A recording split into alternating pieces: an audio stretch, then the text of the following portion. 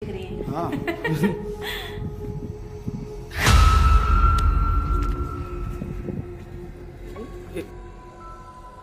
Hello বন্ধুরা, কালো ভূতের আরো একটি এপিসোডে আপনাদের সবাইকে স্বাগত জানাচ্ছি। আমি ফজলে রাফিক।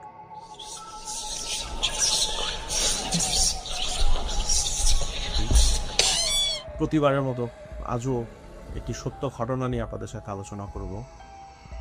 আজ যেই ঘটনাটি নিয়ে আপনাদের সামনে হাজির হয়েছি, সেই ঘটনাটি ভারতের একটি ঘটনা। এক স্বামী স্ত্রী দম্পতি ভারতের একটি দুর্গে ঘুরতে যান। দুর্গ অথবা পার্ক বলা চলে। দুর্গ বলতে যেমন বাংলাদেশে লালবাগ কেল্লা, আহসান মঞ্জিল, এরকম কিছু দুর্গ ভারতেও আছে, যেগুলো ভারতের নবাব বাদশারা অনেক আগেই ফেলে তারা চলে গিয়েছে। সেই